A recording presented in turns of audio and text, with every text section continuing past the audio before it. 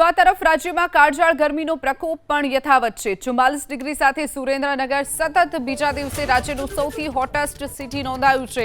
તો આ તરફ અમદાવાદમાં 43.6 ડિગ્રી તાપમાન, જ્યારે રાજકોટમાં 43.3 ડિગ્રી તાપમાનમાં શેકાયું છે। ગાંધીનગરમાં 42.5, અમરેલીમાં 41.1, ડીસામાં 41.8, ભાવનગરમાં 41.7 ડિગ્રી, વડોદરામાં 40.6 ડિગ્રી તાપમાન નોંધાયું છે। હજુ પણ રાજ્યના કેટલાક વિસ્તારોમાં તાપમાનનો પારો 40 ડિગ્રીને પાર રહેવાની પણ શક્યતા છે। અમદાવાદ, ગાંધીનગર, રાજકોટ, વડોદરા તેમજ સુરેન્દ્રનગર સહિતના વિસ્તારોમાં આજે ગરમી અને ભેજવાળા વાતાવરણના કારણે લોકોને અકળામણનો અનુભવ પણ થઈ શકે છે। જોકે 2 દિવસ બાદ તાપમાનમાં ઘટાડો નોંધાશે। તો આ તરફ અમદાવાદમાં 43.6 ડિગ્રી તાપમાન, જ્યારે રાજકોટમાં 43.3 ડિગ્રી તાપમાનમાં શેકાયું છે। ગાંધીનગરમાં 42.5, અમરેલીમાં 41.1, ડીસામાં 41.8, ભાવનગરમાં 41.7 ડિગ્રી, વડોદરામાં 40.6 ડિગ્રી તાપમાન નોંધાયું છે। હજુ પણ રાજ્યના કેટલાક વિસ્તારોમાં તાપમાનનો પારો 40 ડિગ્રીને પાર રહેવાની પણ શક્યતા છે।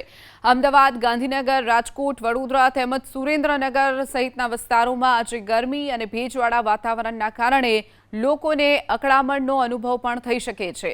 જોકે 2 દિવસ બાદ તાપમાનમાં ઘટાડો નોંધાશે।